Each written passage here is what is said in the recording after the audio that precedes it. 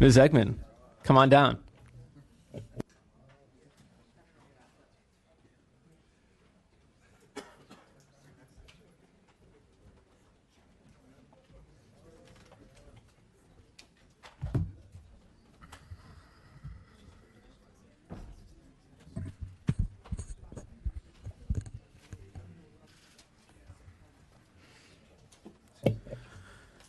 Ms. Eggman, at your pleasure. Thank you, Mr. Chair. Good afternoon, Mr. Chair and members. So at least for this portion of the afternoon, I guess we'll spend a little bit of time talking about the Delta. And what I present to you today is probably one of the most straightforward bills that you're going to see this year. AB 1713 simply prohibits the construction of the water fix project, peripheral canals, twin tunnels, or pipes, whatever terms we want to use, unless voted on and approved by the voters of California. This bill is not attempting to proactively place this issue on the ballot, nor does this bill set a blanket statewide policy for major infrastructure projects. Rather, this bill rests on the simple premise that some projects have such statewide significance and carry such a substantial price tag that they warrant a statewide vote. Before construction can begin, the voters of California should have the final say. Is this water project so important that it's expected to cost, by some estimates, almost $20 billion? A price tag, I should point out, that is based on the history of large-scale projects in the past. We know it's going to rise. And someone said earlier, we should do water projects like we've always done them. Well, in 1928, the voters declared that the general welfare of the public required water resources to be used for beneficial purposes. The voters decided. In 1933, the voters approved $170 million for a conveyance bond. The voters did that. In 1960, then Governor Pat Brown and the legislature placed the Browns-Porter Act before the voters, and the voters approved that act, providing $1.75 billion in general obligation bonds to transport water from the north to the south. And most significantly, in terms of this bill, in 1982, by referendum, California voters rejected the law that the legislature had passed to authorize the peripheral canal. In 2005, the voters approved Proposition 1E, the Preparedness and Flood Prevention Disaster Bond of 2004, and that act provided $4 billion in general obligation bonds for rebuilding and repairs of the California's water vulnerable control structures. And in 2006, the voters approved a $9 billion infrastructure project. And then finally, many of us, the chair, myself included, and also my colleague from Madera County, negotiated very, very hard to put Prop 1 on the ballot that said we are going to reduce reliance on the Delta. We're going to make sure everybody's got water to be able to be self-sufficient, to do local projects, to work on our local economies. That was a deal that the voters at that time said, yeah, that sounds like a really good idea. So when we say we should do water projects as we always have, I just want to give you a history of that. We have always just about gone to the voters on these kinds of large projects. In addition, other big projects like this, the legislature placed another major question on the ballot pertaining to high-speed rail. In 2008, the voters passed that $10 billion bond, and we know the costs have exceeded tremendously on that. And generally, when I am asked about my support for the high-speed rail, it becomes a nice thing to be able to say, the voters of California supported that bond. And so when we look around the room today and we think if we let this go without being able to have something to hang our hat on, the voters passed this, then I think we all have a little bit more trouble explaining the oversight that we do here in this legislature. It's also important to point out that the re-engineering the Delta is not the only tool in the toolbox, flawed though I think it is. The Assembly Select Committee on Water and Water Consumption argues that the California should have a diverse water portfolio. Some of us went to Australia to learn about the diversity of their water portfolio. And much has happened since the State Water Project was approved and constructed. We have all kinds of alternatives, all kinds of new things at our disposal now. I don't know that we still need to stick to a plan made in the 1960s to build big tunnels to transport the water from one part of the state to another. And I invite you all to come out and see the Delta. When we talk about a bill like this, what might hurt ag, I invite you to come and see the agriculture that makes up the Delta region. Lodi being voted one of the best wine areas in the world, only recently. As people have said, it's the largest estuary, freshwater. It is a phenomenal place to be. So members, just in closing, I want to say history has shown us that when California has asked voters to play an important role on water, they do it. The water fix should be no different from any other important water decision. The voters should be given a chance to weigh in. We have all said, those of us who are coming in on this new 12-year cycle, we want to practice more oversight. We are going to be sitting here when these projects get built or not built or cost overrides go on and on and on. Members, this does not say that this process won't continue. People will still do all the, this project has other problems with the environment, other problems with water quality, other problems being able to achieve the co-equal goals that we've all talked about so much. This just says if all those things are proven all right, let's let the voters have the final say. If they want to go into debt over $20 billion on an ancient technology that we're talking about that was put into place years and years and years ago, when we have so many more alternatives now for water before us. I respectfully ask your aye vote, and we have witnesses here in support. Thanks. Yeah, thank you, Ms. Eggman, your witnesses. Thank you.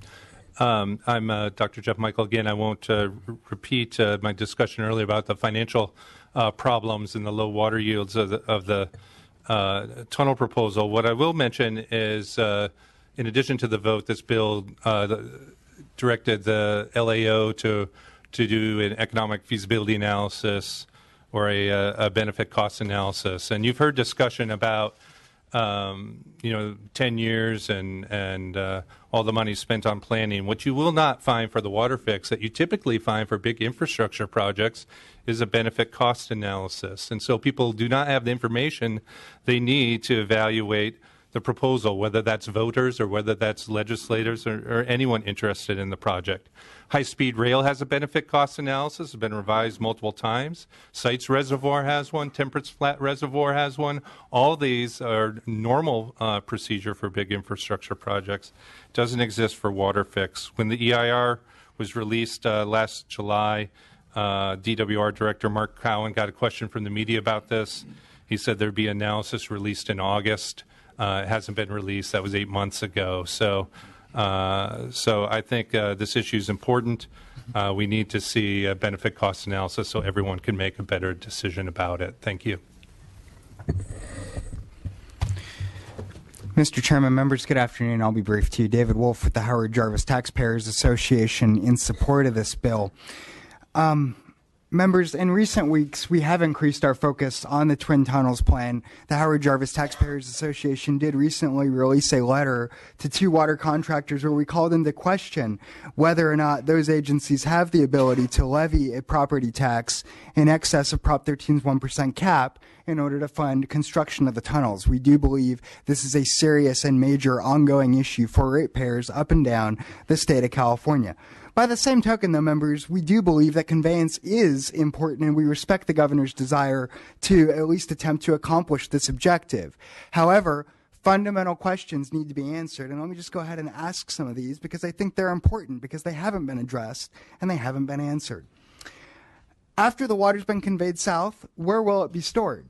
We've talked about Temperance Flats, we've talked about sites, but those projects don't exist yet, and we believe they may well be necessary in order to accomplish this. After you've moved the water down, where are you going to put it? How will the environmental impact of massive inflows of salt water into the Delta be mitigated for animals and farmers? If multiple water contractors decide not to pick up the cost of the project, will a few ratepayers bear an excessive fiscal burden for what is truly a statewide project?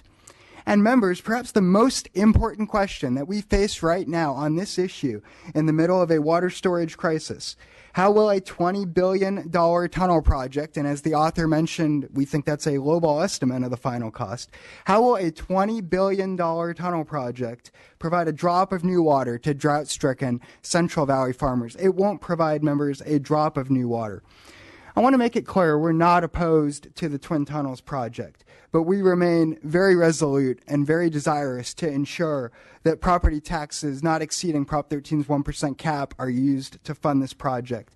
And between that and, again, the answers to those questions that I mentioned not being answered, we do call into question whether this project is feasible. This would put it on the ballot for voters to consider, and that's where it should go. Ask for an aye vote. Thank you, Mr. Wolf. Any other witnesses in support? Please state your name, your organization, and your position. And don't be shy. Come on down.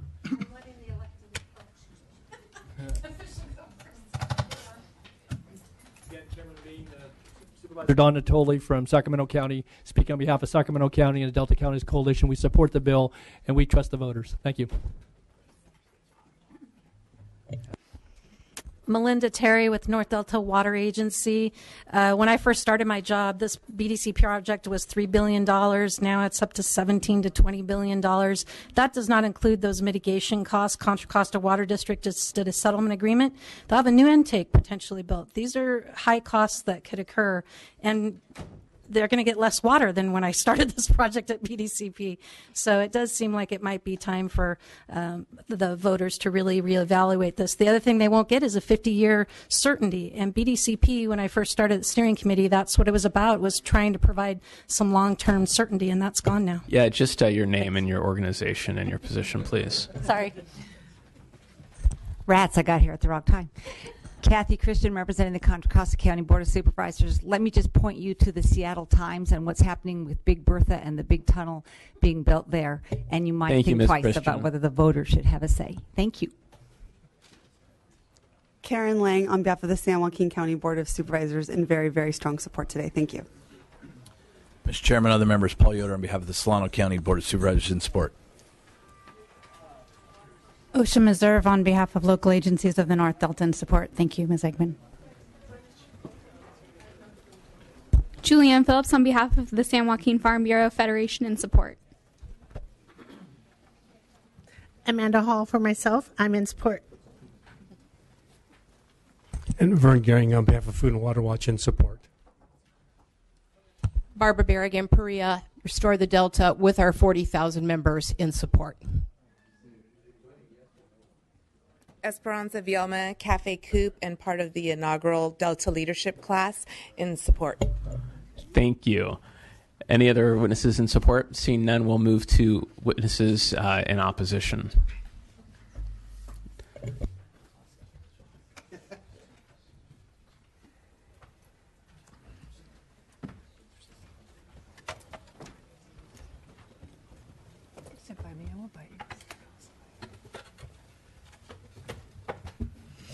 Please. Thank you, Chairman, members of the committee. Appreciate you hearing my testimony a second time this afternoon. With respect to AB 1713. And just I know you did perfect. I just want to make sure you said who you were and what you represented. Yeah. Brent Walthall, Assistant General Manager, Kern County Water Agency, Bakersfield area. We are opposed to 1713.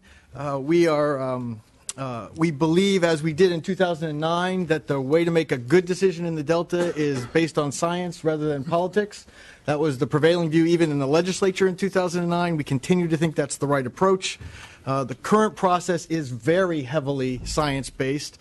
It has to comply with CEQA and NEPA, the California Environmental Quality Act, the National Environmental Policy Act, as well as the Endangered Species Act on the federal level and the Endangered Species Act on the state level. All of those require a great deal of analysis, and so that's the kind of science that produces good decisions. We think the political route is not as valuable to the Delta for long-term sustainable decisions because it can be political again. Right? When the political mood changes, the decision can change.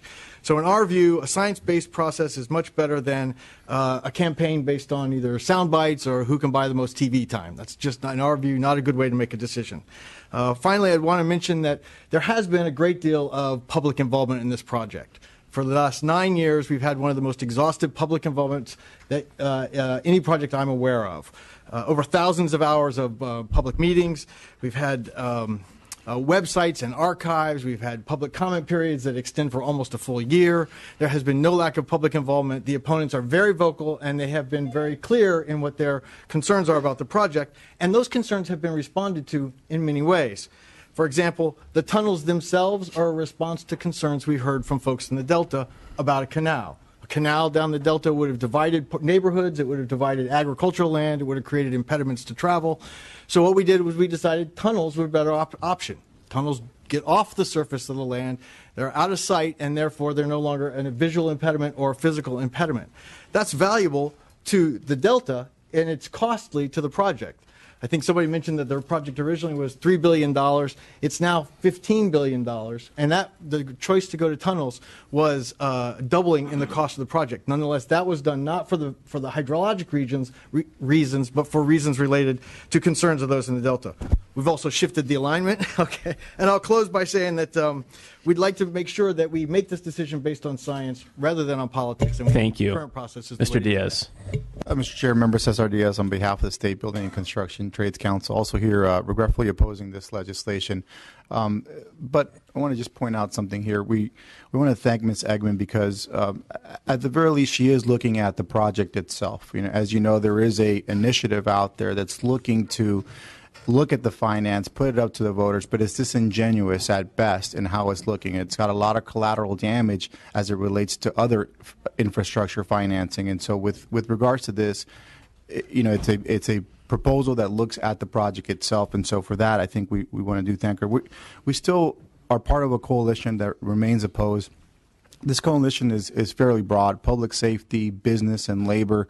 And you'll see us here in these committees. We don't agree on very much, but we do agree on this project, on the California water fix.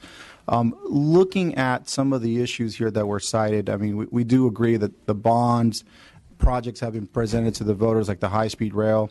But if you look at deeply in some of these instances, this could be a bad precedent for a lot of the other infrastructure projects that are out there. As was mentioned before, Sites Reservoir. Yes, there was included. There was funding for storage, surface storage water in Prop 1. Sites Reservoir is looking at financing as well. And as they're looking at their environmental plan, are we then going to ask, because that project is of statewide significance as well, going to ask the voters then to also approve that project? If we're financing projects through bonds and there's expansion of capacity for existing freeways, are we also going to bring those projects as well to the voters because they have a difference in what the voters approved versus what the planners or what the legislature has passed in terms of legislation and policy? Those are critical questions. We don't necessarily disagree with many of the aspects and the concerns, but those are precedential issues that can happen on other projects and relates to this. And obviously the political ramifications when you're looking at such an important project and the history of where this can go, again, with sound bites, the media picking up, and a very crowded, potentially, field in 2018, which we believe this may be the earliest vote this bill would actually have this project be put on the ballot. So I think there are a lot of complicating factors. Again, it's regretful opposition, but it's strong opposition nonetheless, and we urge your oppose. Thank you, Mr. Diaz. Other testimony in opposition, your name, your organization, your position, please. Gail Delahant with Western Growers Association, again in opposition. Mike Monaghan on behalf of the California State Association of Electrical Workers in opposition. Cindy Tuck with the Association of California Water Agencies in opposition.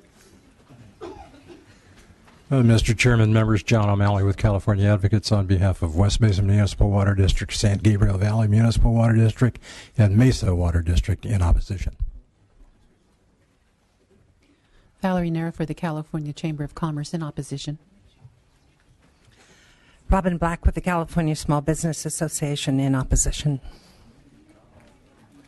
Antonio Alfaro with the Santa Clara Valley Water District in opposition. Kathy Cole with the Metropolitan Water District in opposition. George Dunn with Coachella Valley Water District in opposition. Fred Main on behalf of the Chamber of Commerce Alliance of Ventura and Santa Barbara County in opposition. Aaron Guerrero on behalf of California Building Industry Association in opposition. Kendra Dijogo with the Guaco Group on behalf of the San Bernardino Valley Municipal Water District, Zone 7 in Alameda County, and United Water Conservation District in opposition. Beth Alasso on behalf of Cucamonga Valley Water District and Inland Empire Utilities Agency in opposition. Cyrus Devers with the San Gorgonio Pass Water Agency in the Municipal Water District of Orange County. Supported the author but opposed to the bill. Thanks. Thank you, Mr. Chairman. Members, Ron Davis on behalf of Eastern Municipal Water District, also in opposition. Steve Baker with Aaron Reed and Associates for the Upper San Gabriel Valley Municipal Water District in opposition. Any other witnesses in opposition? Seeing none, we'll bring this back to the committee for any questions or comments. Ms. Olson. Thank you, Mr. Chair. I decided to reserve my comments to speak on one of the bills instead of both of the bills as you did. But a few comments. One, I agree with several of the comments made by the opposition. The status quo is absolutely failing California. There is not a single member of the legislature or a single Californian who would deny that. But in order to address our very acute water challenges, we have to increase water supply. We have to increase water supply above the delta, below the delta. We have to store it. We have to desalinate it. We have to recycle it. We have to get much more innovative in how we approach our water challenges across California. Once we've increased supply, we desperately need to figure out a way to convey it and deliver it to the communities who so desperately need it. People have agreed, including the State Department of Water Resources, that the Delta Conveyance Project will not deliver additional water to the communities who need it. Then what are we doing? So yes, the status quo is failing. We absolutely have to move beyond the status quo and urgently deal with California's water needs. I also agree with the comments that the project should be based on science and not politics. Absolutely, it should be based on science. That's what many of us have been arguing all along. The science very clearly demonstrates, the experts very clearly demonstrate that the Delta Twin Tunnels will not deliver additional water. And the Central Valley farmers, our friends and communities in Southern California, our communities in the Bay Area desperately need water. They don't need a $15 to $67 billion project that might deliver additional water once in a blue moon. But even DWR has admitted that that is highly unlikely, and then the likely scenario is that no additional water will ever be delivered. So yes, let's base it on science. Let's not base it on politics. It was also stated that it's unusual for a project like this to go to the ballot. Yes, it's also unusual for a project like this to not have a cost-benefit analysis, a very simple cost-benefit analysis. And I would argue it's not so unusual for large-scale projects to go to the ballot. And we have often heard in the legislature over the last 6 years, well, let's let the voters decide it.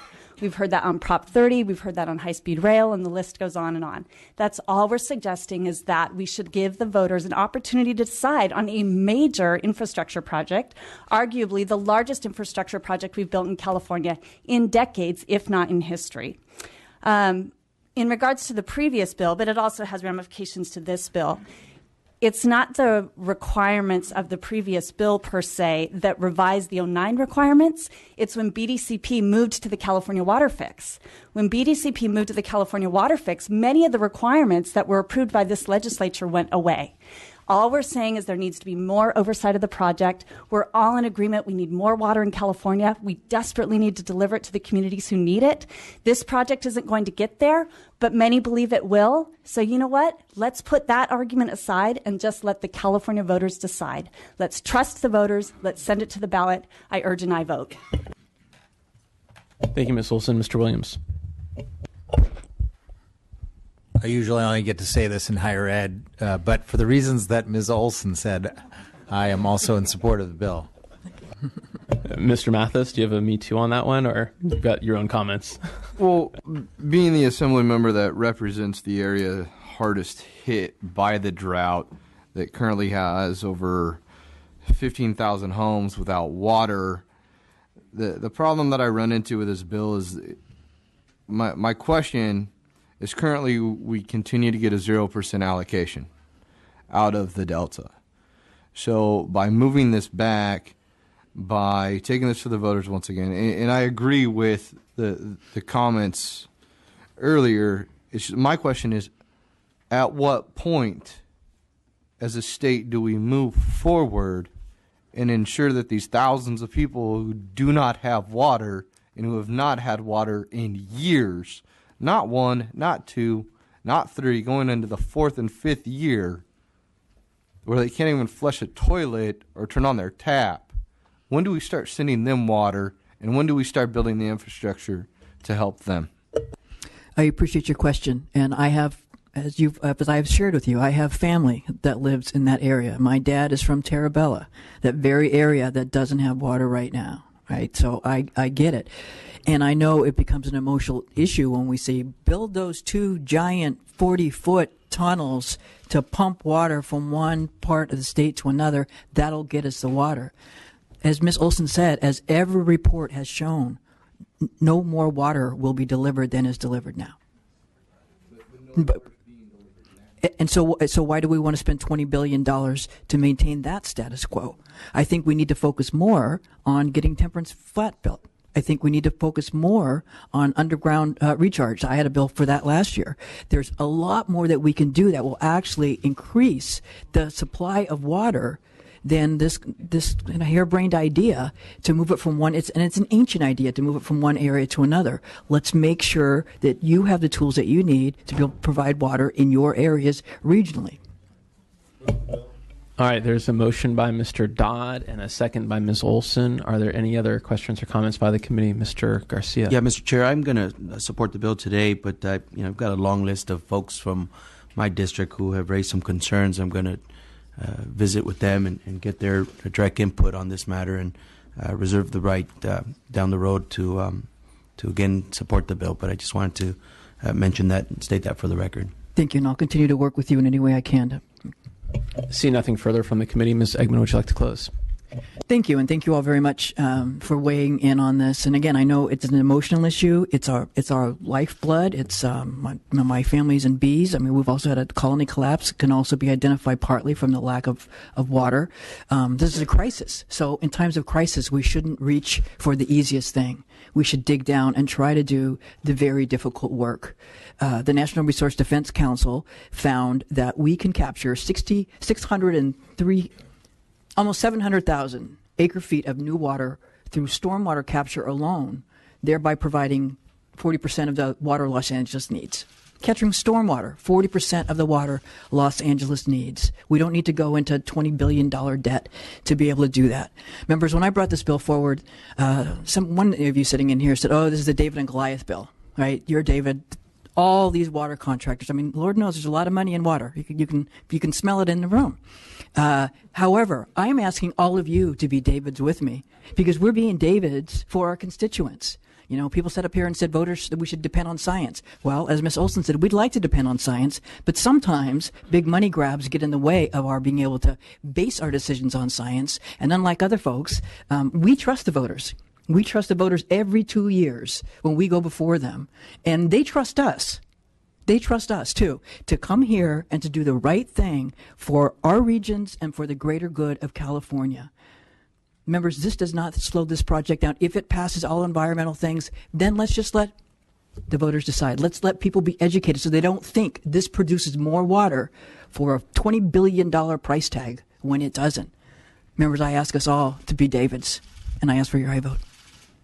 Thank you, Ms. Eggman. There is a motion and a second. Let's call the roll.